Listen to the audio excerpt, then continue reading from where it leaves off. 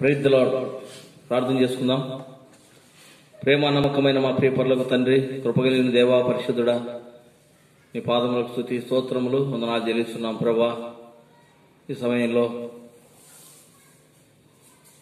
ప్రభా నీ పాదముల చెంత మమ్మల్ని మరొకసారి సజీవులంగా మీరు సమకూర్చినందుకై స్తుతిస్తున్నాం. నీ ప్రేమ, నీ దయాళుత్వం, నీ మంచితనము, నీ విశ్వాసతను బట్టి స్తోత్రములు. ఎంతైనా నమ్మదగిన తండ్రివి ప్రభా, స్తోత్రములు. మా జీవితంలో మరొక నూతన దినంలో ప్రవేశింపజేసి ప్రభా ఇంతవరకు మీరు భద్రపరిచినందుకై స్తుతిస్తా ఉన్నాం. ఉదయకాలము ప్రియ తండ్రి, మరి సంఘముగా మరి ఉపవాసముగా ప్రార్థించిన కొరకై మమ్మల్ని మీరు సిద్ధపరిచినందుకై స్తోత్రములు. ప్రియ తండ్రి, మరి ఈ యొక్క ఉదయకాల కూడికలో మీరు తోడైండమని ప్రార్థిస్తా ఉన్నాం. గొప్ప దేవా, స్తోత్రములు. మరి ఈ సమయంలో పాటల ద్వారా స్తుతించడానికి కృప చూపించండి. వాక్యం ద్వారా మీరు మాతో మాట్లాడి వాక్యానుసారంగా ప్రభా మేము కొంత సమయం మీ పాదముల చెంత గడపడానికి కృప చూపించమని ప్రార్థిస్తున్నాం. వచ్చిన మా ప్రియులు బట్టి స్తోత్రములు. ఇంకా ప్రభా మరి అందరైతే రాలేకపోతున్నారో లైవ్ ద్వారా సంగంతో ఏకీభవించి నీ మాటలు వినటానికి ప్రార్థించడానికి కృప చూపించమని దేవా నీ సహాయం కోరుతా ఉన్నాం. ఈ సమయంలో కరెంటును, మైకుల్ని స్వాధీనించుకోనండి, వాతావరణాన్ని స్వాధీనించుకోనండి. బయట నుంచి ఎటువంటి ఆటంకాలు, తొందరపాటు లేకుండా సహాయపడండి. దుష్టి శక్తులను దూరపరిచి మీరు మహిమ పొందండి. రక్షకుడా, స్తోత్రములు. ప్రభా యొక్క సమయంలో నీ సన్నిధి కాంతి మీరు మాకు అనుగ్రహించమని ప్రార్థిస్తున్నాం. సమస్తము నీ స్వాధీనం ఉంచుకొని మీరు మహిమ పొందమని నిన్ను స్తుతిస్తూ కొనియాడుతూ యేసుక్రీస్తు నామంలో స్తోత్రించి అడిగి వేడుకుంటున్నాం తండ్రి, ఆమేన్.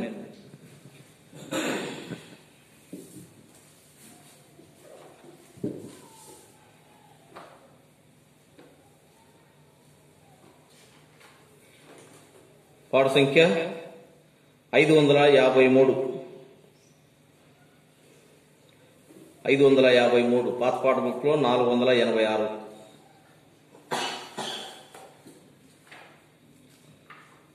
ఓ కరుణానిధి మహాప్రభు యేసు, ఓ కరుణానిధి మహాప్రభు యేసు, నీవే సింహాసనాసీనుడవైతివి, నీవే సింహాసనాసీనుడవైతివి. ఓ కరుణానిధి మహాప్రభు యేసు, ఓ కరుణానిధి మహాప్రభు యేసు, సత్యస్వరూపివి పరిశుద్ధుడవు, సత్యస్వరూపివి పరిశుద్ధుడవు. దావీదు తాళము కలిగియున్నావు, దావీదు తాళము కలిగియున్నావు. నీవు తెరచినది మోయగలేరు, నీవు తెరచినది మోయగలేరు. బంధించినది తెరువగలేవారు, బంధించినది తెరువగలేవారు. నీ మహాత్మ్యమదే ఓ కరుణానిధి మహాప్రభు యేసు, ఓ కరుణానిధి మహాప్రభు యేసు. 7 నక్షత్రములు నీ చేత కలవు, 7 నక్షత్రములు నీ చేత కలవు. దీపస్తంభముల మధ్య సంచరించేదావు, దీపస్తంభముల మధ్య సంచరించేదావు. జీవించువాడవు ఆదియంతములు, జీవించువాడవు ఆదియంతములు.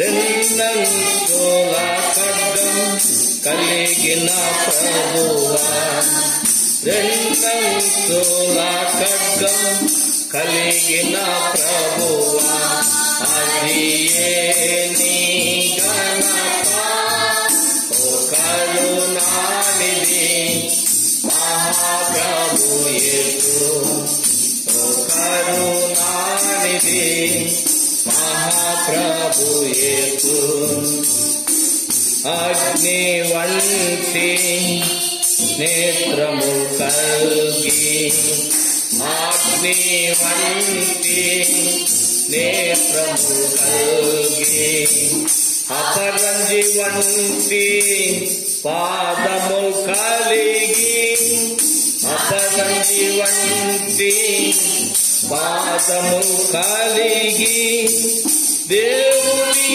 ఏడు ఆత్మలు కలిగి దేవుని ఏడు ఆత్మలు కలిగి గ్రంథము తెరాచే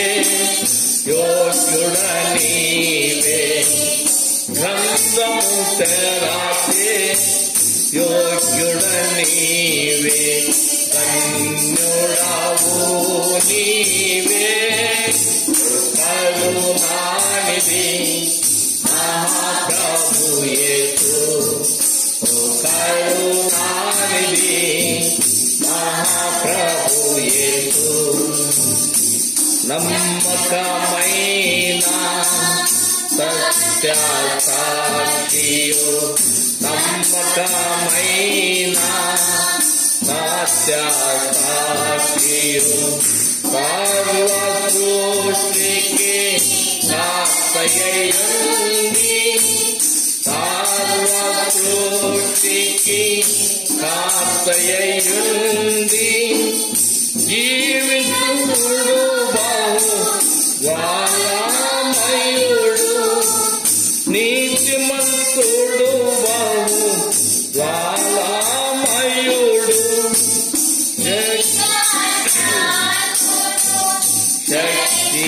శక్తిమంతుడు దీర్ఘశాంతుడు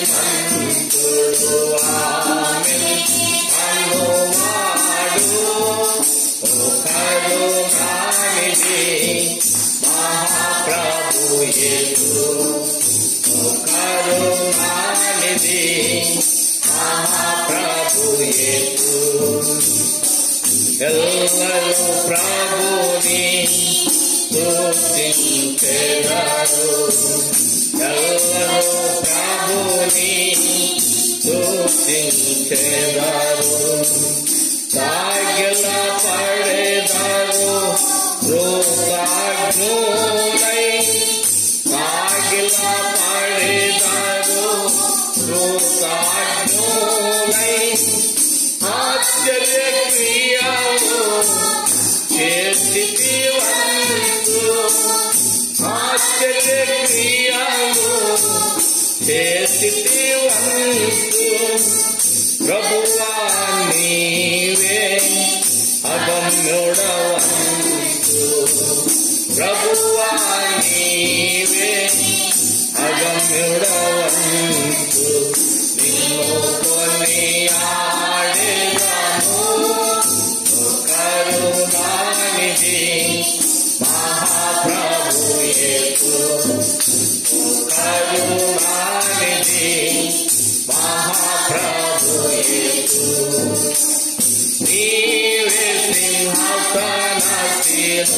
సింహాసనాసీనుడవైతివి నీవే సింహాసనాసీనుడవైతివి కరుణానిధి మహాప్రభు యేసు కరుణానిధి మహాప్రభు యేసు 562 పాట సంఖ్య 562 పాత బుక్ లో 475 పల్లవి మొదటి 2 చరణాలు ఆఖరి చరణం పాడుకుంటాం 562 పల్లవి మొదటి 2 చరణాలు ఆఖరి చరణం ప్రభువా నీ కార్యమును నూతన పరచుము నాలో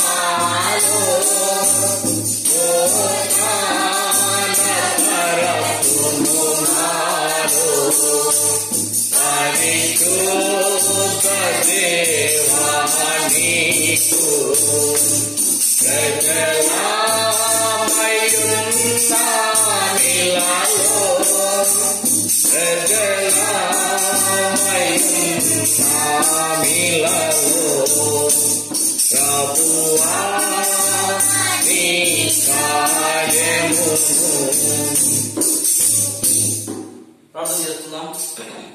ప్రేమానమ్మకమైన మా ప్రియ పరలోక తండ్రి, కృప కలిగిన మా దేవ పరిశుద్ధుడా స్తోత్రములు.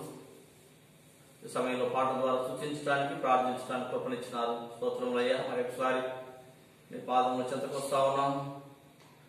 శ్రేష్టమైన నీ మాటల ద్వారా మీరు మాతో మాట్లాడండి. మీ దాసుని మీరు నిలబెట్టుకొని మీ నోటి గోడగా మీరు వాడుకోనండి తండ్రి. కనికరించండి, కృప చూపించండి. మీ మాటల ద్వారా మీరు మాట్లాడి మమ్మల్ని ప్రార్థించడానికి సిద్ధపరచండి. మా ప్రార్థన ఆలకించండి. మాలో ఉన్న తప్పిదములను క్షమించండి ప్రభా. మరి బయట నుంచి ఎటువంటి ఆటంకాలు, తొందరపాటు, శబ్దాలు లేకుండా దూరపరచండి. కరెంటును, మైకును మీ స్వాధీనం ఉంచుకోనండి. ప్రతి ఒక్కరు ఓపికతో మాటలు ఇవన్నీ భయభక్తులతో ప్రార్థించడానికి సిద్ధపరచమని నిలబడే దాసుని మీ నోటి గోరగా మీరు నిలబెట్టుకుని ఆత్మతో నింపండి. మీరు వాడుకొని మీరు మైండ్ పొందమని యేసు క్రీస్తు నామంలో స్తోత్రించి అడిగి వేడుకుంటున్నాం తండ్రి. ఆమేన్. పిల్లల ఈ సమయంలో పరిశుద్ధ గ్రంథంలో కొన్ని మాటలు మనము చదువుకొని దేవుని యొక్క వాక్యం మనం ధ్యానించుకుందాం. రాజుల మొదటి గ్రంథము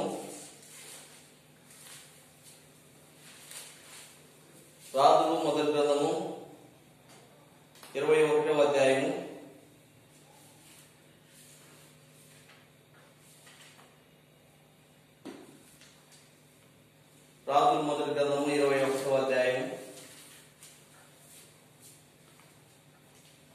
27, 28,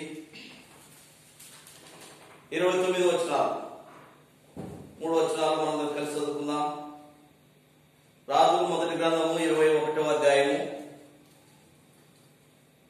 27వ వచనం నుంచి 29వ వచనం వరకు కలిసి చదువుకుందాం. ఆహాబు ఆ మాటను విని తన వస్త్రములను తీసుకొని గోడెపట్ట కట్టుకొని ఉపవాసం నుండి గోడెపట్ట మీద పరుండి వ్యాకులపడుతుండగా యెహోవా వాక్కు తిష్బీయుడైన ఏలీయాకు ప్రత్యక్షమై ఇలా సెలవిచ్చెను, ఆహాబు నాకు భయపడి వినయముగా ప్రవర్తించుచున్నావా? నాకు భయపడి అతడు వినయముగా ప్రవర్తించిన చేత ఆ అపాయం అతని కాలమునందు సంభవింపకుండా ఆపి అతని కుమారుని కాలమునందు అతని కుటుంబీకుల మీదికి నేను దాన్ని రప్పించదును. ప్రభు యొక్క సమయంలో ఈ మాటల ద్వారా మనతో మాట్లాడును గాక. పిల్లలు చదువుకున్నటువంటి భాగము, మరి ప్రభు ఇంటికి మనం ప్రార్థించడానికి మనం సమకూర్చబడ్డాం ప్రభు యొక్క సహాయం నిమిత్తమై. కనుక మనం ఉపవాసంగా ఈ సమయంలో మనం చేరి వస్తా ఉన్నాం. కాబట్టి మన యొక్క ఉపవాసము ఏ విధంగా మనం ఉంటా ఉన్నాం, ప్రభుకి ఇష్టమైనటువంటి విధానంలో మనం ఉండగలుగుతున్నామా లేదా? ఉపవాసముతో ప్రార్థించటం కనుక మన యొక్క అవసరతలను బట్టి ప్రభు దగ్గరికి ఉపవాసంగా మనం వస్తా ఉన్నాం. పూర్వపు దినాల్లో మనం చూస్తే పిల్లరా, ఉపవాసంతో ఎందుకు ప్రభు దగ్గరికి చేరి వస్తా ఉన్నారు?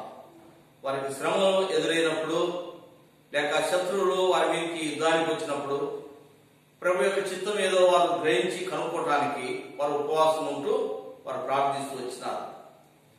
కాబట్టి మనం కూడా మనకు ఎదురెత్తున్నటువంటి పరిస్థితులను బట్టి లేక ముందు ప్రభు యొక్క చిత్తం ఏమైందో మనం తెలుసుకున్న కొరకై మనం ఉపవాసంతో ప్రార్థించడం ఎంతో అవసరం.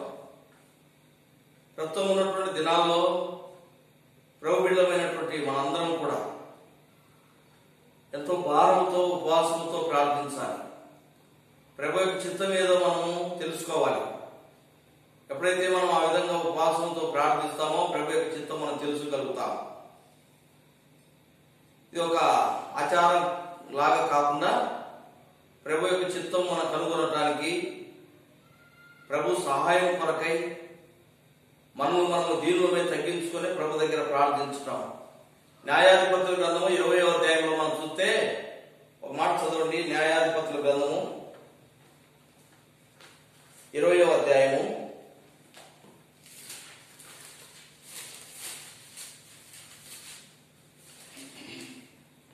26వ వచనం నుంచి, వీరందరూ కత్తి దూయువారు.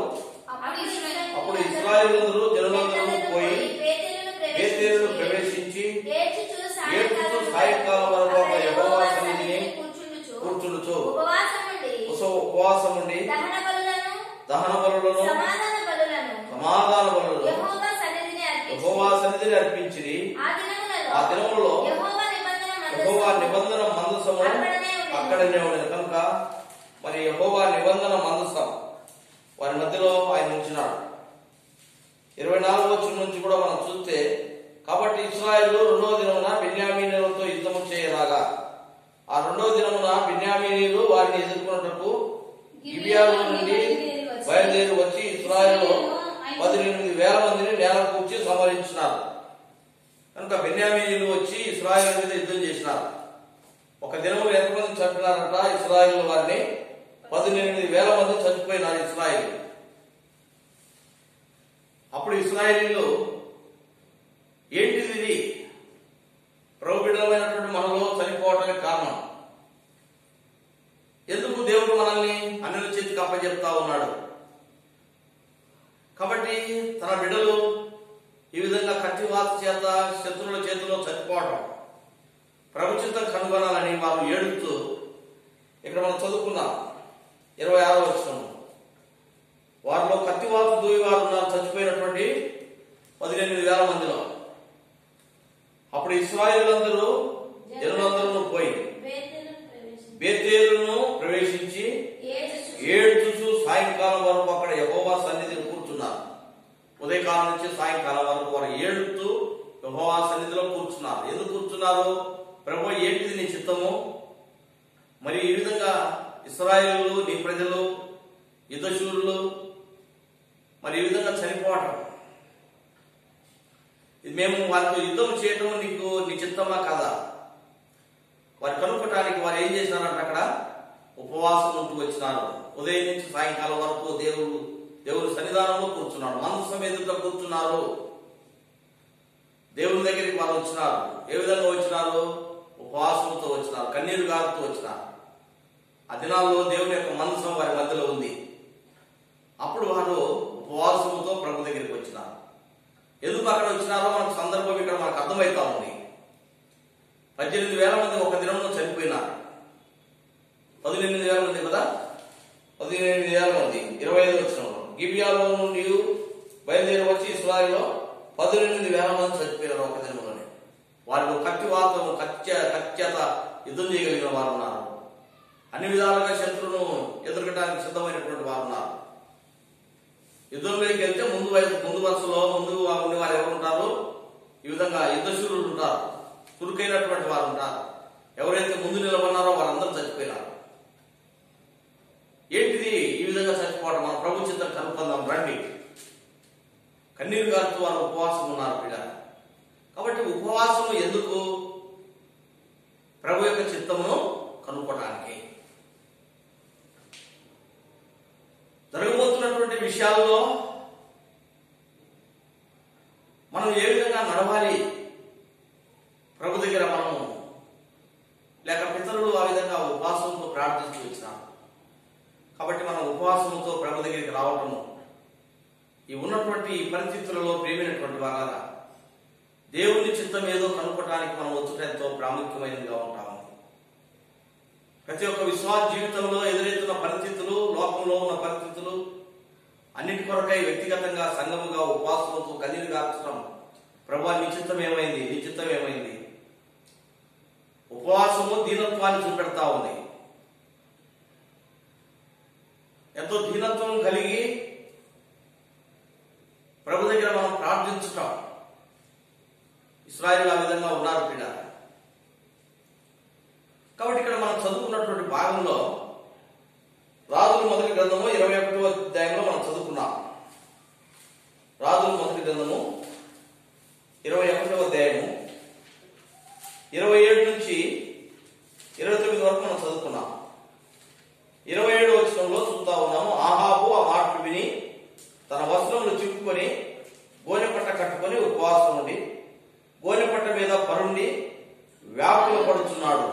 ఆహాబు ఏం చేస్తున్నాడు? ఇక్కడ ఉపవాసం ఉన్నాడు, వ్యాకుల పడతా ఉన్నాడు, గోనెపట్ట కట్టుకున్నాడు, ఆ గోనెపట్ట మీదనే పడుకున్నాడు. రాజు ఎక్కడ పడుకునేవాడు? రాజభవనంలో పడుకునేవాడు, మెత్తని బెడ్ల మీద పడుకునేటటువంటి వాడు, ఎంతో ఉల్లాసముగా బ్రతికేటటువంటి వాడు, విలాసముగా జీవించేటటువంటి వాడు ఏమైపోయినాడు? గోనెపట్ట కట్టుకున్నాడు, గోనెపట్ట మీద పడుకున్నాడు. ఆహాబు ప్రభు యొక్క సహాయం కొరకై ప్రభు దగ్గర పశ్చాత్తాపడతా ఉన్నాడు. ఇక్కడ ఆహాబు పశ్చాత్తాపడతా ఉన్నాడు. ఎందుకు ఇంత పశ్చాత్తాపము ఈ అధ్యాయంలో ప్రియమైన వాళ్ళారా? ఇక్కడ ఆహాబు ఉపవాసంతో పశ్చాత్తాపడతా ఉన్నాడు. ఆ యొక్క పశ్చాత్తాపము లేక ఆహాబు అటువంటి దీనత్వంతో తగ్గించుకున్న దాన్ని దేవుడు చూచి ఏలియా ప్రవక్త ద్వారా ఏలియాకు మరి దేవుడు దర్శనం ద్వారా ప్రత్యక్షమై చెప్తా ఉన్నాడు. 29వ వచనంలో, ఆహాబు నాకు భయపడి వినయముగా ప్రవర్తించుట తుంచితివా? నాకు భయపడి అతడు వినయముగా ప్రవర్తించుట చేత ఆ అపాయము అతని కాలం నందు సంభవింపకుండా ఆపి అతని కుమారుల కాలం నందు అతని కుటుంబ కుటుంబీకుల మీదకి నేను దానిని రప్పించదను. కనుక ప్రియమైన వాళ్ళారా, దేవుడు ఏలియాకు ప్రత్యక్షమై చెప్తా ఉన్నాడు, ఆహాబు పశ్చాత్తాపడతా ఉన్నాడు. పశ్చాత్తాపం పడటము ఎందుకు పశ్చాత్తాపడతా ఉన్నాడు? తనలో తప్పుంది కనుక పశ్చాత్తాపడతా ఉన్నాడు. తన తప్పు తాను తెలుసుకున్నాడు కనుక, లేక తను చేసినది తప్పు అని తను గ్రహించినాడు కనుక పశ్చాత్తాపడతా ఉన్నాడు. ఆ యొక్క తప్పిదమునకు తగినటువంటి శిక్ష ప్రభు తన మీదకి పంపబోతా ఉన్నాడు. ఇక్కడ ఆహాబు పశ్చాత్తాపడి ఉపవాసముతో గోనెపట్ట కట్టుకున్నాడు, గోనెపట్ట మీద పడుకున్నాడు. అంతకుముందు ఈ అధ్యాయంలో మనం చూస్తే ఆహాబు చేసినటువంటి ఘోరమైనటువంటి తప్పిదము, పాపం అక్కడ ఉంటా ఉంది. ఆ పాపమును బట్టి, ఆ తప్పిదమును బట్టి ప్రభువు నన్ను క్షమిస్తాడేమో అనేటటువంటి విధానంలో పశ్చాత్తాపడుతూ వచ్చినాడు. ప్రభువు క్షమించేటటువంటి వాడు, ప్రభువు కృప చూపించేవాడు. ప్రియమైన వాటారా, తను చేసినటువంటి ఘోరమైనటువంటి ఆ తప్పిదమును, ఎటువంటి తప్పిదము ఆహాబు చేస్తూ వచ్చినాడు. ఈ మొదటి వచనం, ఈ యొక్క అధ్యాయంలో మొదటి వచనం నుంచి మనం చూస్తే, రాజుల మొదటి గ్రంథంలో 21వ అధ్యాయంలో మొదటి వచనం నుంచి మనం చూసినప్పుడు, ఆ సంగతులైన తరువాత ఇశ్రాయేలులో షోమ్రోను రాజైన ఆహాబు నగరును ఆనుకుని ఇశ్రాయేలు వాడైన నాబోతునకు ఒక ద్రాక్ష తోట కలిగి ఉండగా, ఆహాబు నాబోతుని పిలిపించి, ఈ ద్రాక్ష తోట నా నగరు ఆనుకుని ఉన్నది కనుక అది నాకు పూర తోటకిమ్ము, దానికి ప్రతిగా దానికంటే మంచి ద్రాక్ష తోట నీకు ఇచ్చేదను, లేదా నీకు అనుకూలమైన ఎడల దాన్ని క్రయములకిమ్మని అడిగను. అందుకు నాబోతు, నా పిత్రార్జితమును నీకు ఇచ్చుటకు నాకు ఎంత మాత్రమును వల్లపడదని చెప్పగా, నా పిత్రార్జితమును నీకియనని యెజ్రెయేలుడైన నాబోతు తనతో చెప్పిన దాన్ని బట్టి ఆహాబు మూతి ముడుచుకున్న వాడే కోపముతో తన నగరులకు పోయి మంచం మీద పండి ఎవరితోనూ మాట్లాడకయు భోజనము చేయకయు ఉండెను. కనుక ఇక్కడ మనం చూస్తా ఉన్నాం, ఈ ఆహాబు కనుక ఒక రాజుగా ఉంటా ఉన్నాడు. షోమ్రోను రాజైనటువంటి ఆహాబు ఆ యొక్క నగరును ఆనుకొని ఉన్నటువంటి యెజ్రెయేలుడైనటువంటి నాబోతు యొక్క తోట. కనుక షోమ్రోను రాజు ఉంటా ఉన్నాడు. ఎక్కడ ఉంటుంది ఈ యొక్క తోట అనగా, యెజ్రెయేలు వాడైన నాబోతులకు ఒక తోట ఉంది అంటండి. ఈ యొక్క తోట ఎక్కడ ఉంది?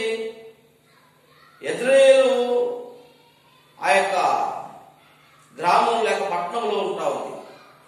అంటే ఇక షోమ్రోను రాజుకు యెజ్రెయేలు ఆ ప్రాంతంలో కూడా ఒకవేళ ఇల్లు ఉన్నదేమో, అక్కడ ఇల్లు ఉంది అతనికి. ఆ నగరును ఆనుకొని ఒక ద్రాక్ష తోట ఉంది. ఎవరిది ఆ ద్రాక్ష తోట అంటే, నాబోతు అని పేరు కలిగినటువంటిది అతనిది. ఈ నాబోతుకు ఒక ద్రాక్ష తోట ఉంది. ఎట్లా వచ్చింది నాబోతు అని అంటే, తన పితృలు సంపాదించింది, తన తండ్రి సంపాదించిందో లేకపోతే తన తండ్రి యొక్క తండ్రి సంపాదించిందో, మొత్తం మీద దానికి పిత్రార్జితంగా వచ్చింది. కాబట్టి ఆ యొక్క పిత్రార్జితము పోగొట్టుకోకుండా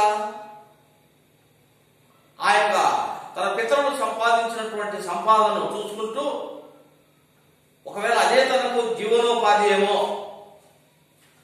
ఈ నాహాబుకు ఆ యొక్క నాబోతుకు ఆ యొక్క ద్రాక్ష తోట జీవనోపాధి ఏమో మనకైతే తెలియదండి. అయితే ఆహాబు యొక్క కన్ను ఆ యొక్క తోట మీద పడ్డది. అందుకే ఇక్కడ ఈ ఆహాబు ఏం చేస్తున్నాడంటే, ఈ యెజ్రెయేలు వాడైనటువంటి నాబోతు దగ్గరికి ఆ యొక్క మనుషులను పంపించేసి చేసి అడుగుతా ఉన్నాడు అన్నమాట.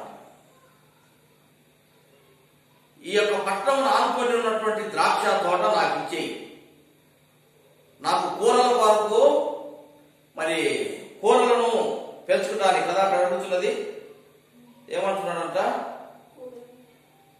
నా కూర తోటలు రెండవ వచనం ఆహాబు నాబోతును పిలిపించి నీ ద్రాక్ష తోట నా నగరును ఆనుకుని ఉన్నది కనుక అది నాకు కూర తోటకిమ్ము. చూడండి, కూర తోటకు అనగా ఆకుకూరలు పెంచుతాడో లేకపోతే ఇంకా ఏ విటమిన్స్ కు మరి లేకపోతే వెజిటేబుల్స్ ఏమి పెంచడానికి తన యొక్క ఆశ కలిగి ఉంటా ఉన్నాడో ఆహాబు ఈ నాబోతు యొక్క ద్రాక్ష తోట కావాలని అడుగుతూ వచ్చినాడు. అప్పుడు నాబోతు ఏం చెప్తా ఉన్నాడు, అయ్యా అది పితరుల ద్వారా నాకు వచ్చింది, నా పిత్రార్జితము, నా పూర్వీకులు సంపాదించింది, అది ఎంత మాత్రము ఇవ్వటానికి నాకు ఇష్టం లేదు. ప్రియమైన వాళ్ళారా, ఈ పిత్రార్జితము సంపాదించినది ఎందుకు ఆ విధంగా వదులుకోకూడదు అని అనుకుంటున్నాడు. తన యొక్క పితృలు సంపాదించినటువంటిది ఈ పిత్రార్జితము వదులుకోవటము ఈ నాబోతుకి ఎంత మాత్రం ఇష్టం లేదు. ఎందుకంటే తన యొక్క పితరులు ఇచ్చినటువంటి ఆ యొక్క స్వార్థ్యం, అది ఆ స్వార్థ్యమును తన తర్వాత తన యొక్క కుమారుడు అనుభవించాలి. పితరులు ఇచ్చినటువంటి ఆ స్వార్థ్యమును అది ఎంత మాత్రము మరి ఉపయోగంలో లేకపోయినప్పటికీ కూడా అది మనము కలిగి ఉండటము మనకు ఎంతో ఆశీర్వాదకరమైనదిగా ఉంటా ఉంది. అందుకే ఇక్కడ నాబోతు కూడా అదే విధంగా ఆ యొక్క తోటను రాజు అడిగినప్పుడు కూడా ఇవ్వడానికి ఇష్టపడలేదు. ఎంతో వినయంతో చెప్పిండొచ్చు, ఎందుకంటే ఇతను రాజు కదా. ఆహాబు ఎంతో వినయంతో చెప్పినాడు, అయ్యా నా పిత్రార్జితము ఎంత మాత్రం నేను దాన్ని మీకు ఇవ్వలేను. రాజు అర్థం చేసుకోలేదు, నాబోతు అక్కడ క్షమించండి, ఆహాబు అర్థం చేసుకోలేదు. నాబోతు చెప్పిన మాటను రాజైన ఆహాబు అర్థం చేసుకోకుండా ఏం చేసినాడంట, ఆ మాటకు కోపపడ్డాడు, తను మూతి ముడుచుకున్నాడు, ఎవరితో మాట్లాడకుండా ఉంటా ఉన్నాడు. మూతి ముడుచుకున్నాడు అనేటటువంటి మాట మనం అంటాము, అలిగిపోయాడు అని అంటారు కదా. అతను మూతి ముడుచుకొని ఎవరితో మాట్లాడటం లేదు, కోపంతో ఉన్నాడు. తన నగరికి వెళ్ళినాడు, తన రూమ్లోకి వెళ్ళినాడు, తలుపేసుకున్నాడు, కోపంతో ఊగిపోతున్నట్టున్నాడు ఆహాబు. ఎందుకు? తన సొమ్మేం పోగొట్టుకోలేదు కదా, తన యొక్క సొమ్మును ఏం పోగొట్టుకోలేదు. ఆ యొక్క నాహాబుకు అది ఇవ్వటానికి, నాబోతుకు ఇవ్వటానికి ఇష్టం లేదు. కాబట్టి ఇతను ఒకవేళ అడిగిన తర్వాత అతన్ని ఇవ్వలేదు అని చెప్పినప్పుడు దాని గురించి ఇంకా మరి ఎటువంటి ఆలోచన గాని కోపం గాని చేయవలసిన అవసరం లేదు ఈ యొక్క రాజైనటువంటి ఆహాబు. అయితే ఎట్లా ఉన్నాడంట, తన మూతి ముడుచుకొని కోపంతో ఇంటికి వెళ్ళి తన నగరంలోకి వెళ్ళినాడు, తన రూమ్లోకి వెళ్ళినాడు, భోజనం చేయటం లేదు, పడుకున్నాడు. అట్నే ఇదంతా కూడా ప్రజలను పరిపాలించినటువంటి ఒక రాజు చేయాల్సినటువంటి పని కాదు. ఏదో చిన్నపిల్లలు వాళ్ళు కదా, మనం ఏదైనా అడిగితే అది ఇవ్వనప్పుడు మనం చూస్తా ఉంటాం, అలగటము, మూతి ముడుచుకోవటము, ఏడ్చుకుంటూ పక్కన కూర్చోవటం. అదేవిధంగా కనపడతా ఉన్నాడు యొక్క ఆహాబు. ప్రియమైన వాళ్ళ,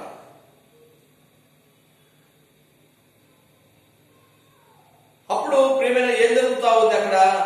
ఆ విధంగా ఉన్నప్పుడు అలాగే యొక్క ఆహాబు అతనిలో ఉన్నటువంటి ఆ యొక్క చెడు కోరిక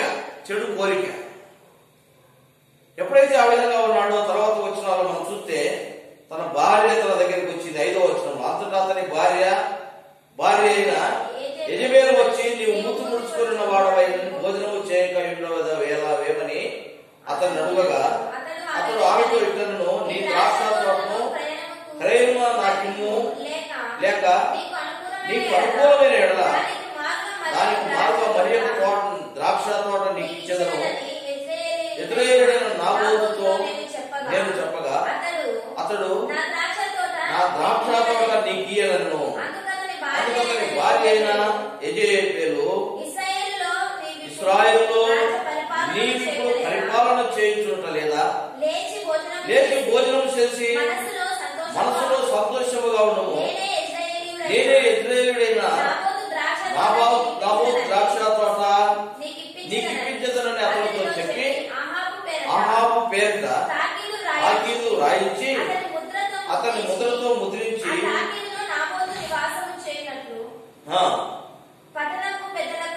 పట్టణ పెద్దలకును సామంతులకును పంపెను. ఆ తాకీదులో వాయించినది ఏమనగా ఉపవాస దినము జరగవలెనని మీరు చాటించి నాబోతును ఎదుట నిలవబెట్టి నీవు దేవుని రాజును దూషించితివని అతని మీద సాక్ష్యము పలుకుటకు పనికిమాలిన ఇద్దరి మనుషులను సిద్ధపరిచిరి. తీర్పు అయిన మీదట అతన్ని బయటికి తీసుకుని పోయి రాజుతో తాగుతుంది. అతని పట్టణపు పెద్దలను పట్టణమందు నివసించు సామంతులను యెజెబెలు తమకు పంపించిన తాకీదు ప్రకారముగా జరిగించిరి. ఎట్లనగా వారు ఉపవాస దినము చాటించి నాబోతును జనుల ఎదుట నిలవబెట్టిరి. అప్పుడు పనికిమాలిన ఇద్దరు మనుషులను సమాజంలో ప్రవేశించి అతని ఎదుట కూర్చుండి నాబోతు దేవుని రాజును దూషించునని జనుల సమక్షమున నాబోతు మీద సాక్ష్యం పలుపగా వారు పట్టణం బయటికి అతను తీసుకుని పోయి రాజుతో సావగొట్టిరి. నాబోతు రాతి దెబ్బల చేత మరణమాయనని వారు యెజెబెలునకు వర్తమానం పంపగా నాబోతు రాతి దెబ్బల చేత మరణమైనని యెజెబెలు విని నాబోతు సజీవుడు కాడు, అతను చనిపోయేది కనుక నీవు లేచి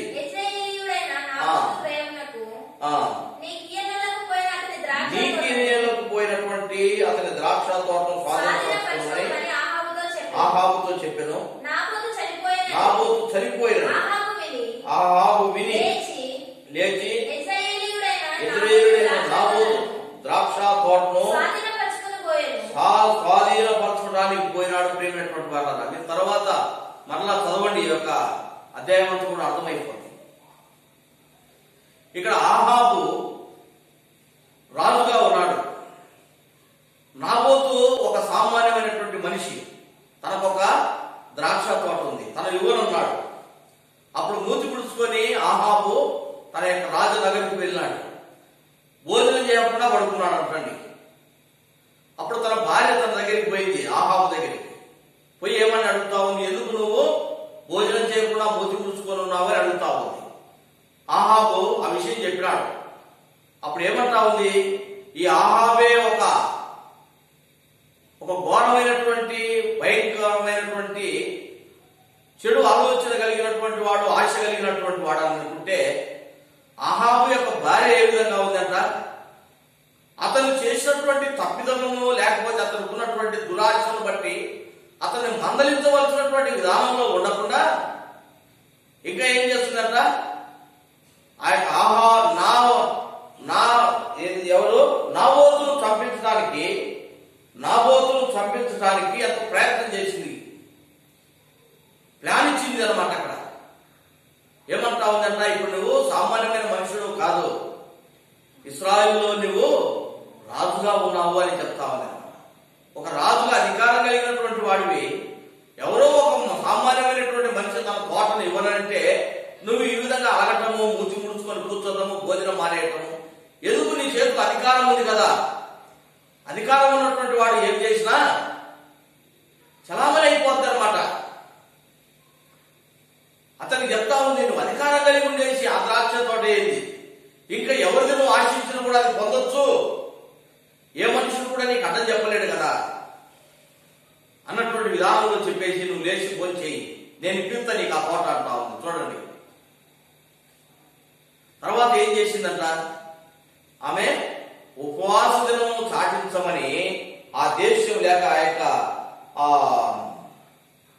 యెజ్రెయేలు యొక్క పెద్దలకు కబురు పంపించింది అన్నమాట. అక్కడ ఉన్నటువంటి పెద్దలకు, సామంతులకు, అనగా పరిపాలించినటువంటి వారికి కబురు పంపించేసి ఉపవాస దినం చాటించి ఏం చెప్తా ఉందంట, అబద్ధ సాక్ష్యం చెప్పే వారిని సిద్ధపరిచింది. అక్కడ ఎంత ఘోరమైనటువంటి తప్పు చేస్తా ఉన్నారో చూడండి ఈ భార్య భర్తలు ఇద్దరు కూడా. అబద్ధ సాక్ష్యం చెప్పే వారిని అక్కడ లేపి ఏమని అబద్ధ సాక్ష్యం చెప్తా ఉంది, దేవుని దూషించినాడు. నాబోతు దేవుని దూషించినాడు, రాజును దూషించినాడు. అబద్ధ సాక్ష్యం అన్నమాట. అందుకొరకు ఇద్దరు చంపాలి. తప్పుడు మాటలు చెప్పినారు అన్నమాట. అక్కడ వీరు ఆ యొక్క నాబోతు యొక్క ద్రాక్ష తోట రాజు అడిగితే ఇవ్వనన్నాడనేటటువంటి విషయం అక్కడ వారి ప్రజలకు చెప్పడం లేదు. తప్పు అబద్ధ బోధనలు, అబద్ధమైనటువంటి మాటలు చెప్తూ ప్రేమిన వాళ్ళ ఈ యొక్క ఆహాబు యొక్క భార్య ఎంత ఘోరమైనటువంటి మూర్ఖత్వము లేకపోతే అహంకారంతో దేవునికి భయపడకుండా ఆ విధంగా అబద్ధ సాక్ష్యం చెప్పించి ఎటకేలకు నాబోతును చంపించింది. అక్కడ ఉన్నటువంటి మనుషుల ద్వారానే ఉపవాస దినము ప్రకటించమని చూడండి. ఉపవాసం ఎందుకు ప్రకటించాలంట? అన్యాయంగా ఒకరిని చంపడానికా, లేకపోతే వేరే వాళ్ళది స్వాధీనపరచుకోవడానికా ఉపవాసము? న్యాయాధిపతుల గ్రంథంలో మనం చూస్తూ వచ్చినాం ప్రేమైన వాళ్ళ. ఎందుకు ఉపవాస దినం అక్కడ ఇశ్రాయేలు ప్రకటన చేసినారు? న్యాయాధిపతుల గ్రంథం 20వ అధ్యాయంలో మనం చదువుకున్న ఉదయం నుంచి సాయంకాలం వరకు వారు మందసం ఎదుట ఉపవాసముతో వారు కన్నీరు గారుతూ వచ్చినారు. అక్కడ ఇశ్రాయేలులో ఒక దినంలోనే బెన్యామీను చేతిలో 18,000 మంది చచ్చిపోయినారు. అందుకు వారు ఉపవాసము ప్రకటించినారు. అక్కడ ప్రభు చిత్తం కనుక్కోవడానికి ఉపవాసం. ఇక్కడ ఆహాబు భార్య ఎందుకు ఉపవాస దినం ప్రకటిస్తామంటుందట? నాబోతు యొక్క ద్రాక్ష తోటను లాక్కోవడానికి, అబద్ధ సాక్ష్యము చెప్పించడానికి, అన్యాయంగా ఒక మనిషిని చంపడానికి. దేవుని వాక్యంలో ఉపవాసం అనేది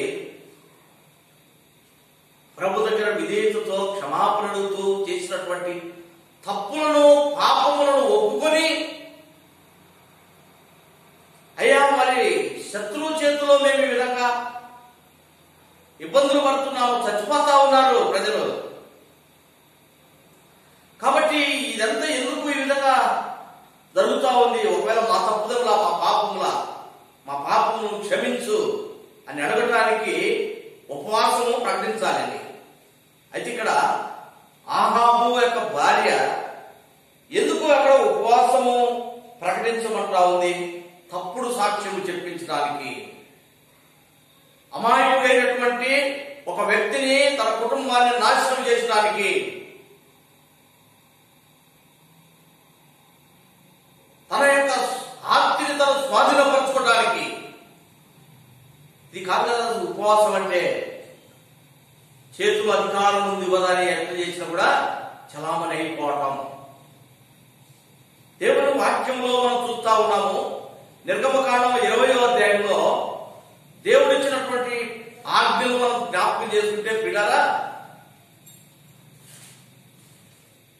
17వ వచనంలో ఒక మాటను చదవండి. దేవుడు ఇచ్చినటువంటి ఆజ్ఞలో నిర్గమకాండం 20వ అధ్యాయం 17వ వచనంలో, నీ పొరుగువాని ఇల్లు ఆశించకూడదు, నీ పొరుగువాని భార్య అయినను, అతని దాసి అయినను, అతని దాసినైనను, అతని ఎద్దునైనను, అతని గాడిదనైనను, నీ పొరుగువానిదగు దేనిని కూడా నీవు ఆశపడకూడదు. ఇది దేవుని యొక్క ఆజ్ఞ ప్రేమిన వాళ్ళ. దేవుడిచ్చినటువంటి ఆజ్ఞలలో ప్రాముఖ్యమైనటువంటి ఒక ఆజ్ఞను ఇక్కడ ఆహాబు యొక్క భార్య తప్పుతా ఉన్నారు. ఆ తప్పిపోతున్నటువంటి దేవుని యొక్క ఆజ్ఞల ప్రకారం నడవక తప్పు మార్గంలో నడుస్తూ పొరుగువారికి ఉన్నటువంటి దానిని కొరకై అధికారమును బట్టి. ఇక్కడ అంటా ఉంది అనమాట, నీవు ఇశ్రాయేలులో నువ్వు రాజువు, నువ్వు సామాన్యమైన మనుషుడు కాదు, నీకు అధికారం ఉంది. ఎందుకు నువ్వు అట్లా ఆ విధంగా అన్నం తినకుండా పడుకున్నావు అధికారం పెట్టుకొని? అధికారంతో ఏంది నీకు ఇవ్వనటువంటి వాడిని చంపేసేది నువ్వు ఆక్రమించుకోవద్దు కదా, నీకు అడ్డు చెప్పేటోళ్ళు ఎవరు? ప్రియమైన వారా, అందుకొరకే ఉపవాస దినము ప్రకటించింది అంట. చూడండి, ప్రజలను నమ్మిస్తా ఉంది దేవుని బిడ్డలైనటువంటి మనం. ప్రియమైన వారా, ఇది ప్రభువుకి ఇష్టమైనటువంటి ఉపవాసమా? అహంకారంతో తనకు అధికారం ఉన్నదని ప్రజలను నమ్మించడానికి ఆ విధంగా ఉపవాస దినం ప్రకటించింది ఆమె. ఆ ఉపవాస దినం ప్రకటించి ఉపవాసముగా ఉన్నప్పుడు చేయకూడనటువంటి ఘోరమైనటువంటి తప్పిదం ఆమె చేస్తా ఉంది. ప్రభు చూస్తూ ఊరుకుంటాడా? ఏం చేసిందంట అక్కడ? నాబోతును చంపించింది. ఆ వంశానికి వారసులైనటువంటి తన కుమారులను కూడా చంపించింది. ఆ నాబోతు యొక్క ద్రాక్ష తోటను తన యొక్క భర్త పేరు మీదకి తాకీదు రాయించి పెట్టింది మొట్టమొదటనే. ఆహాబు అనుకుంటే ఆహాబును మించిపోయి ఉంటా ఉంది తన యొక్క భార్య. దేవుని యొక్క ఆజ్ఞలకు భయపడకుండా జీవించడానికి. ప్రియమైన వారా, దేవునికి ఎంత కోపం తెప్పించినారో చూడండి. ఇక్కడ వెంటనే దేవుడు ఏం చెప్పినాడంటే అక్కడ చదవండి 17వ వచనం నుంచి. అప్పుడు యెహోవాకు తిష్బీయుడైన ఏలీయాకు ప్రత్యక్షమైన సెలవిచ్చెను, నీవు లేచి షోమ్రోనులో ఉన్న ఇశ్రాయేలు రాజైన అహాబు ఎదుర్కొనుటకు బయలుదేరును. అతడు నాబోతు యొక్క ద్రాక్ష తోటలో ఉన్నాడు. అతడు దాన్ని స్వాధీనపరచుకొని పోయాను. నీవు అతన్ని చూచి ఇలాగ ప్రకటించుము, యెహోవా సెలవిచ్చినదేమనగా దీన్ని స్వాధీనపరచుకొనవలెనని నీవు నాబోతును చంపితివి కదా. యెహోవా సెలవిచ్చినదేమనగా ఏ స్థలమందు కుక్కలో నాబోతు యొక్క రక్తమును నాకెనో ఆ స్థలమందే కుక్కలు నీ రక్తం నిజముగా నాకునుండే అతనితో చెప్పాను. ప్రియమైనటువంటి వాళ్ళ, దేవునికి ఎంత కోపం తెప్పించినాడో ఆహాబు తన భార్య. వెంటనే తన ప్రవక్తను పంపించినాడు. ప్రవక్తకు చెప్తా ఉన్నాడు, వెళ్ళు నువ్వు, నాబోతు యొక్క తోటలో ఆహాబు ఉన్నాడు.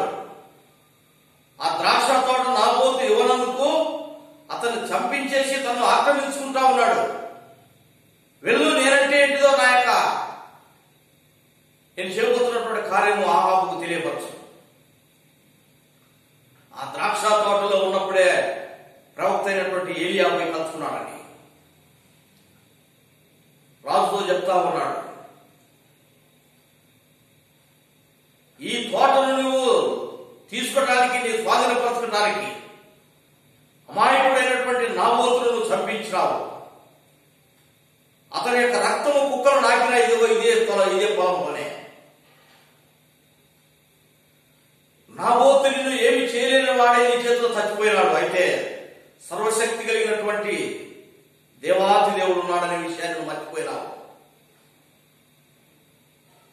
నువ్వు చేసినటువంటి పాపానికి, ఘోరమైనటువంటి హత్యకు నీ మీదికి రాబోతున్నటువంటి దేవుని యొక్క శిక్షేదను విను. ఏ తోటలో అయితే, ఏ స్థలంలో అయితే నీవు నాబోతు యొక్క రక్తమును చిందించినప్పుడు ఆ కుక్కలు నాకినాయో అదే స్థలంలోనే నీ యొక్క రక్తమును కూడా కుక్కలు నాకిపోతా ఉన్నాయి ఆహాబు అని చెప్పినాడు. ప్రియమైన వాళ్ళ, ఉదయకాల సమయంలో ప్రభు బిడ్డలైనటువంటి మనం ఆ మాటలు ఎప్పుడైతే ఆహాబుకు ప్రవక్త అయినటువంటి ఏలియా చెప్పినాడో ఏమంటా ఉన్నాడు అంటే అక్కడ ఏమంటా ఉన్నాడు? ఆహాబు అంటా ఉన్నాడు. చూడండి 20వ వచనంలో, అంతగా ఆహాబు ఏలియాను చూచి, నా పగవాడా, నీ చేతిలో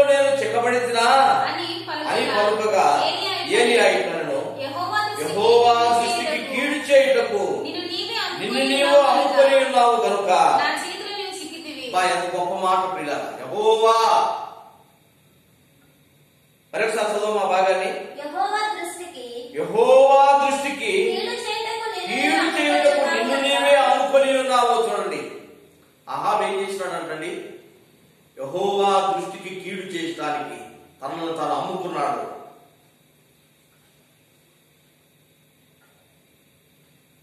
అమాయకుడైనటువంటి నాబోతు యొక్క ద్రాక్ష తోటను స్వాధీనపరచుకోవడానికి దేవుడు ఇచ్చినటువంటి ఆజ్ఞకు విధేయత చూపెట్టక, లేకపోతే ఆ యొక్క 10 ఆజ్ఞలో ఉన్నటువంటి ఆజ్ఞను పాటించక పొరుగువారిదైనటువంటి దానిని ఆశించి తను ఇవ్వనందుకు ఇక్కడ హత్య చేయడం. ఈ ఆశ అనేది ఎంతగా దారి తీస్తూ ఉందో మనం చూస్తా ఉన్నాం ప్రియులారా. ప్రభు ఇచ్చిన దాంట్లో తృప్తిపడి ఉండక ఇక్కడ అహాబు చేసినటువంటి ఘోరమైనటువంటి తప్పు, పాపం. ఆ విషయము దేవుడు ప్రవక్త ద్వారా తెలియపరిచినప్పుడు అహాబు ఏమంటున్నాడట? కోపంతో ఏలియాని అంటా ఉన్నాడు, నా పగవాడా. ఏలియా ఎందుకు పగవాడైపోయినాడు? అహాబుకు ఏలియా సొంత మాట చెప్తా ఉన్నాడా? ఏలియా సొంత మాట చెప్పటం లేదండి. దేవుడు చెప్పమని పంపించిన మాట చెప్తా ఉన్నాడు. అహాబు ఏమంటున్నాడంట? నీవు నా పగవాడు. ఉన్నది ఉన్నట్టు చెప్తే ఈ దినాల్లో సేవకులు పగవాళ్ళు అయిపోతున్నారండి. ఒకవేళ నీకు నీ తప్పిదమును నీకు దేవుడు వాక్యం ద్వారా చూపించి దైవదాసుని చెప్పనప్పుడు ఆ ఉన్న విషయాలు నువ్వు చేసినటువంటి తప్పు ఆ తప్పిదమును బట్టి నీకు రాబోతున్నటువంటి శిక్ష దేవుడు తన దాసుల ద్వారా తెలియపడితే దైవదాసుని నువ్వు పగవాడిగా చూసినప్పుడు ప్రేమిన వాళ్ళ నీవు చేసినటువంటి తప్పిదమును బట్టి లేక నీలో ఉన్నటువంటి పాపమును బట్టి దేవుని శిక్ష నుంచి నువ్వు తప్పించుకోగలుగుతావా? ఆహా పట్టా ఉన్నాడు, నా పగవాడా, నేను నీ చేతిలో పడిపోయినానా? ఏలియా ఏమంటున్నాడంట? యెహోవా దృష్టికి ఏమంటున్నాడు? యెహోవా దృష్టికి కీడు చేయుటకు నిన్ను నువ్వే అమ్ముకొని ఉన్నావు. చూడండి, ఎవరికి అమ్ముడుపోయినాడు? లోకానికి అమ్ముడుపోయినాడు అహాబు. నేత్రాశకు అమ్ముడుపోయినాడు. లోకంలో ఉన్నదాన్ని సంపాదించుకోవడానికి అమ్ముడుపోయినాడు. దేవుని వాక్యములకు విధేయత చూపించలేదు. నీ పొరుగు వారిని ఏది ఆశపడవద్దు అని దేవుడు వాక్యంలో ధర్మశాస్త్రంలో చెప్పినటువంటి మాటకు విధేయత చూపెట్టక కీడు చేస్తా ఉన్నాడు. తనకు తాను అమ్ముకున్నాడు. అమ్ముకొని ఉండేసి ఏమంటున్నాడంట? నేను నీ చేతిలో పడ్డానా? ప్రేమిన వాళ్ళ 5 దినాల్లో అహాబు ఆ విధంగా అంటా ఉన్నాడు. అప్పుడు దేవుడు ఏలియా ద్వారా పంపించినటువంటి వార్త ఎప్పుడైతే చెప్పినాడో ఆ విషయాన్ని తెలుసుకున్న వెంటనే ఏమైపోయినాడు అంటే అహాబు. తర్వాత మనం ఇక్కడ చదువుకున్నాం, మొదట మనం చదువుకున్న భాగంలో తన బట్టలు దించుకొని తనకు రాబోతున్నటువంటి శిక్ష తనే కాదు, తన కుమారుడు కూడా, తన కుటుంబం అంతా నాశనం కాబోతా ఉంది. మీరు తర్వాత కింది వచ్చిన చదువుకోండి. తర్వాత ఆ విషయాలు ఎప్పుడైతే చెప్పినాడో అప్పుడు బట్టలు దించుకొని పాపం మీద దించుకున్నాడేమో తనకు రాబోతున్నటువంటి శిక్ష నుంచి తప్పించడానికి. ప్రేమిన వాళ్ళ అప్పుడు ఉంటా ఉన్నాడు అసలైన ఉపవాసము. మొట్టమొదట ఉపవాసం నుండి దేనికోసం చేసినాడంట?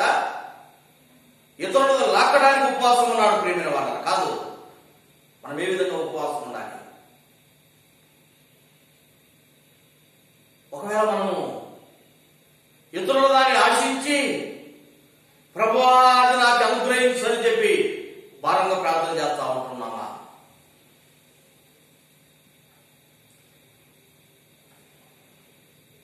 యేసుక్రీస్తు ప్రభువారు ఒక ఉపమానం చెప్తూ వచ్చినారు కదా.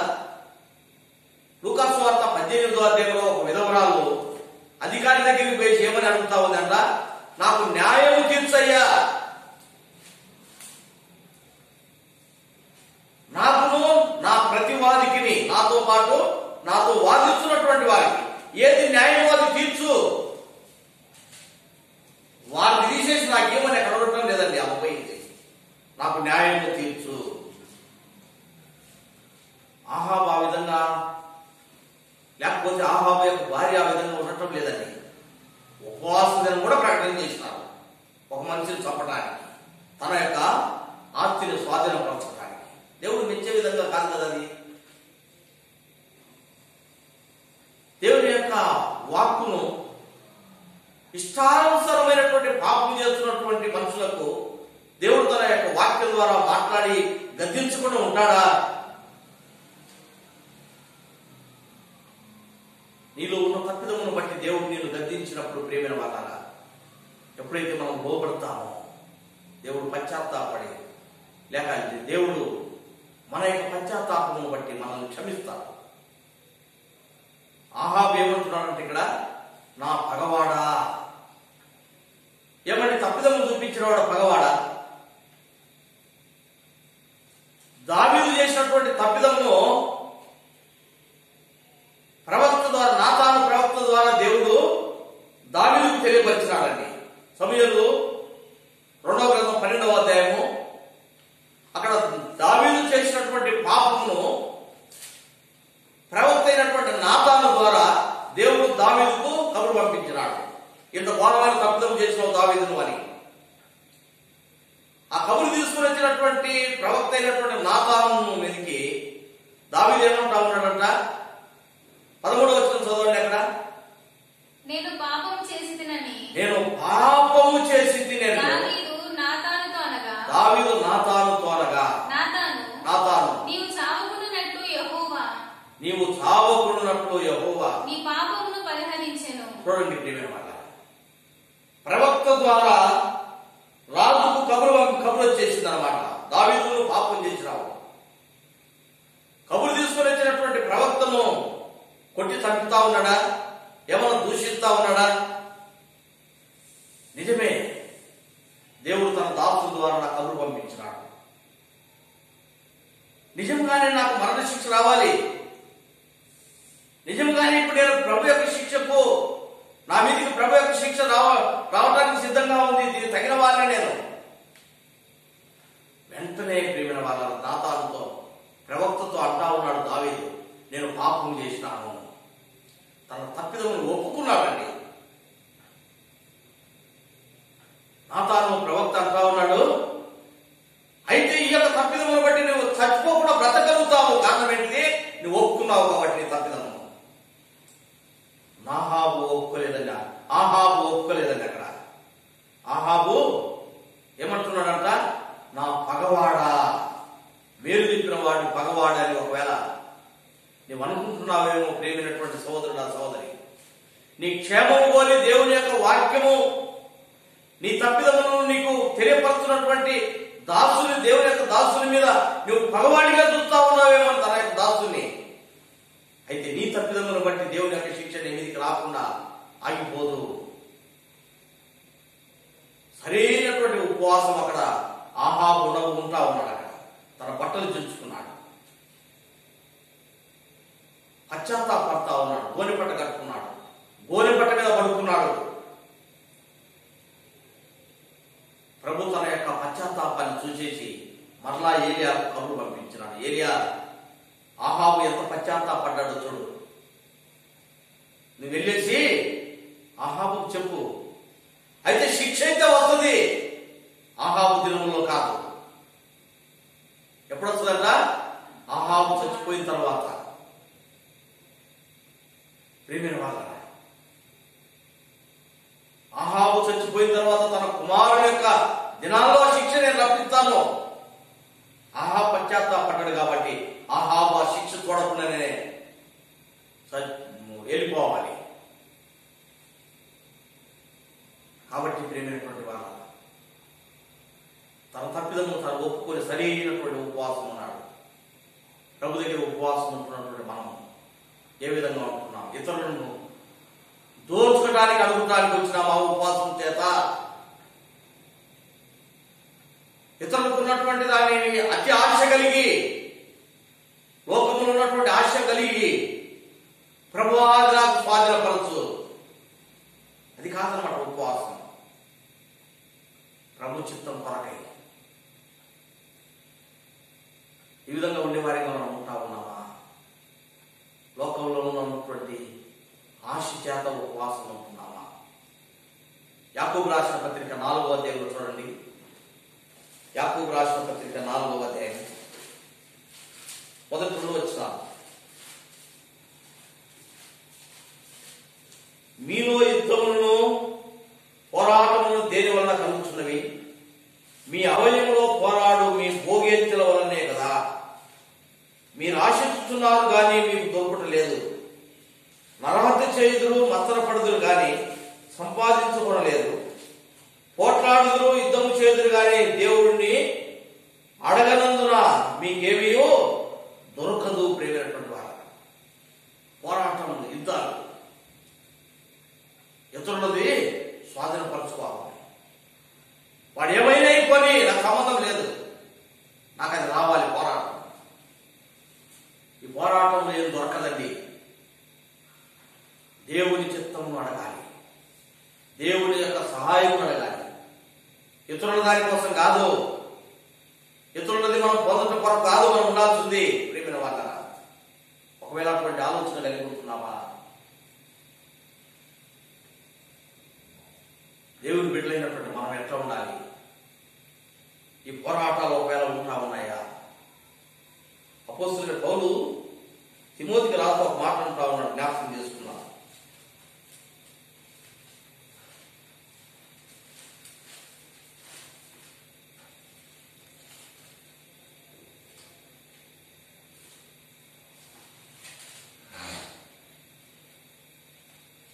తిమోతికి రాసిన 2వ పత్రిక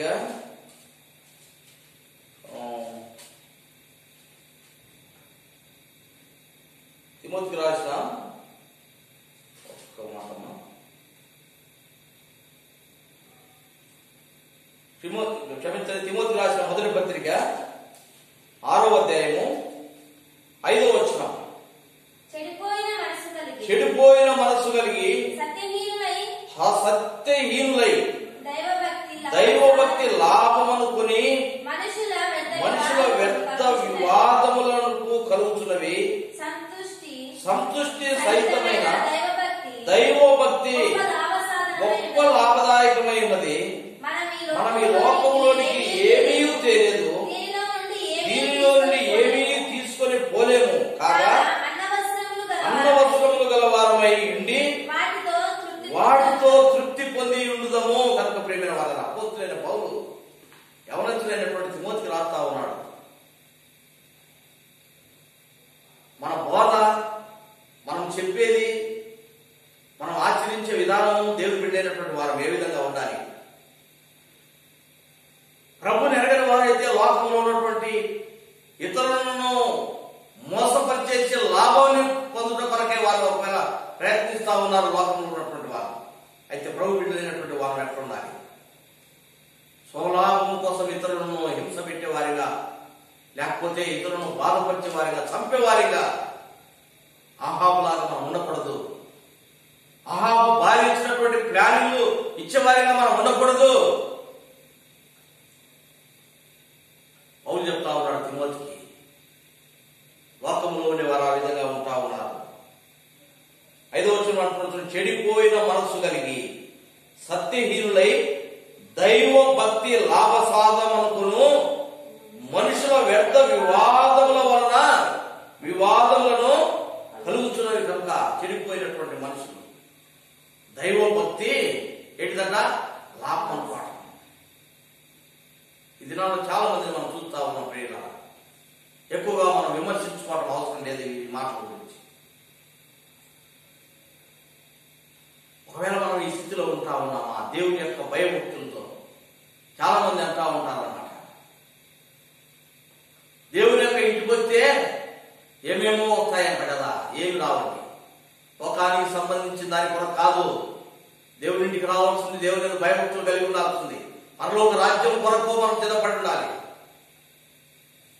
దేవుని దగ్గరికి వచ్చుట ద్వారా, దేవుని భయభక్తులు కలిగి ఉండడం ద్వారా ఈ లోకంలో కూడుతూ అన్ని సమకూర్చబడతాయని కాదు, పరలోక రాజ్యంలో చేర్చబడతామనే విశ్వాసంతో దేవునితో ఉండాలి.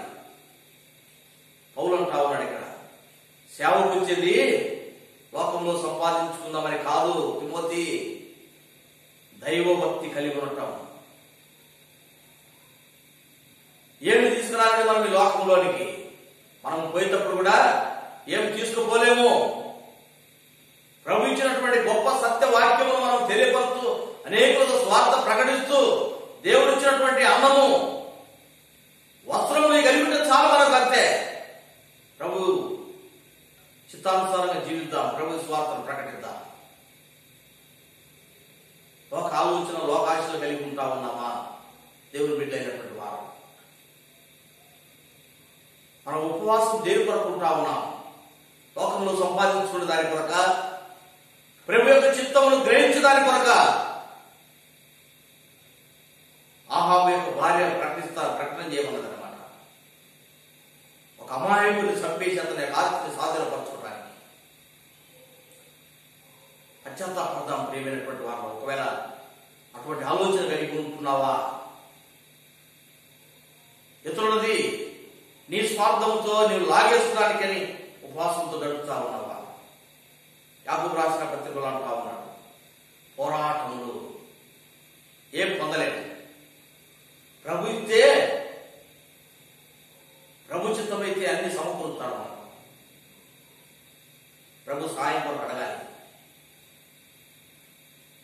పేతురు రాసిన 2వ పత్రిక ఒక మాట చూసుకొని మనం ప్రార్థనలో ప్రవేశిస్తాం. పేతురు రాసిన 2వ పత్రిక 2వ అధ్యాయము 5వ వచనం. మరియు ఆయన పూర్వకాలమందున్న లోకమును విడిచిపెట్టక భక్తిహీనుల సమూహం మీదికి జలప్రళయమును రప్పించినప్పుడు నీతిని ప్రకటించిన అమ్మ పైవచన చదువు. దేవదూతలు పాపము చేసినప్పుడు 3వ వచనం. వారు అధిక లోపులై కల్పనా వాక్యములు చెప్పుచు మీ వలన లాభము సంపాదించుకొందురు. వారికి పూర్వము నుండి విధింపబడిన తీర్పు ఆలస్యము చేయదు, వారి నాశనము కునికి నిద్రించదు. కనుక ప్రేమైన వారు, కనుక నాశనము ఒక దినం రాబోతా ఉంది. కాబట్టి బోధలు, చెప్పే మాటలు ఏ విధంగా ఉండాలంటున్నాడంటే అక్కడ, వారు అధిక లోపులై, అధికమైనటువంటి లోకంలో ఉన్నటువంటి ఆశకు బానిసలైపోయి, లోబి, ధనాపేక్ష కలిగిన వాడు. లోబి అంటే ఆశ కలిగిన వాడు. లోకంలో ఉన్నటువంటి సంపాదన ఆశతో నింపబడి, నేత్ర ఆశ కలిగి ఉండేది, రుచినల్ల కావాలనుకోవటం. అధికారం ఉంది కదా. ఒకవేళ ఆ విధంగా ఉంటున్నామా ప్రేమైనటువంటి వాళ్ళు? పశ్చాత్తాపడాలి ప్రభు దగ్గర. ఎటువంటి ఉపవాసం మనం ఉంటా ఉన్నాం? ఒకవేళ దేవుడు తన దాసుని ద్వారా నీలో ఉన్నటువంటి తప్పిదములు చూపెడితే, ఒకవేళ పగవానిగా దైవదాసుని పగవానిగా పెంచుతా ఉన్నావా? ఆహాబు అంటా ఉన్నాడు ఏలియా చూసి, నా పగవాడా, నేను నీ చేతిలో పడిపోయినానా? నువ్వు నన్ను చూసినావా? నీ కంట్లో పడ్డానా? ఏలియా చూడలేదండి. ఆహాబు నాబోతు తోటలో ఉన్నది ఏలియా ఏమన్నా చూసినాడా? ఏలియా చూడలేదు. ఏలియాను దేవుడు పంపించినాడు అక్కడికి. వెళ్ళు ఏలియా, నాబోతు ఆహాబు ఎక్కడున్నాడు? నాబోతు తోటలో ఉన్నాడు, నువ్వు అక్కడిని కలుసుకో. ఆహాబు ఏమనుకుంటున్నాడంటే, ఏలియా దాన్న పోతూ నేను తోటలో ఉన్నది చూచి వచ్చినాడు అనుకుంటా ఉన్నాడు. కాదండి, ఏలియా చూడలేదు. అక్కడ ఏలియా ఎక్కడో ఉన్నాడు. దేవుడు చెప్పినాడు ఏలియాకు, వెళ్ళు, ఆ తోటలో ఉన్నప్పుడే కలుసుకో, తర్వాత కాదు. ఆహాబు అనుకుంటున్నాడు, అమ్మ నా పగవాని చేతిలో పడ్డారు కదా, ఏలియా నన్ను చూచి వచ్చినాడు. ప్రియమైనటువంటి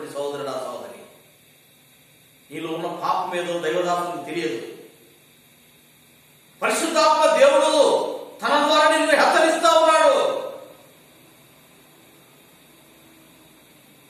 ఇది గ్రహించి నీ తప్పిదం లేదు ప్రభు దగ్గర దావీదులాగా నువ్వు ఒప్పుకున్నట్లయితే నువ్వు బ్రతుకుతావు. పశ్చాత్తాపడదాం ప్రభు దగ్గర, క్షమాపణ అడుగుదాం. ప్రభు నిజంగా నాలో యొక్క నేను లోబిలిగా ఉంటా ఉన్నాను, నేను ఎంతో సంపాదించుకోవాలనుకుంటా ఉన్నాను, దురాశ చేత పొరుగు వారిది నాకు కాలినటువంటి దాన్ని నేను సంపాదించడానికి నేను పోరాడుతూ ఉన్నాను. ప్రార్థనలో నీ దగ్గర పొందలేకపోతా ఉన్నాను. తెలుసుకో ఎప్పుడైనా ప్రభుకి ఇష్టమైనటువంటి విధానంలో ఆ విధవరాలు ఏ విధంగా అయితే న్యాయాధిపతి దగ్గరికి పోయిందో, అయ్యా కాదు నాకు ఇచ్చేసారు అడగటం లేదనమాట, న్యాయం తీర్చు. ప్రభు దగ్గర ఆ విధంగా అడుగుదాం. ప్రేమైనటువంటి వాళ్ళ పశ్చాత్తాపడదాం, క్షమాపణ ఒప్పుకున్నాం. ఒకవేళ ఇంతవరకు ఆ విధంగా అడిగినావా? ప్రభు ఏ దాసుని ద్వారా అయితే హెచ్చరించినాడో ఆ దాసుని భగవానిగా ఎంచుతా ఉన్నావా? దాసుని భగవానిగా ఇచ్చినంత మాత్రం ఆ దాసునికి వచ్చే నష్టమేం లేదు, నష్టమంతా నీకే.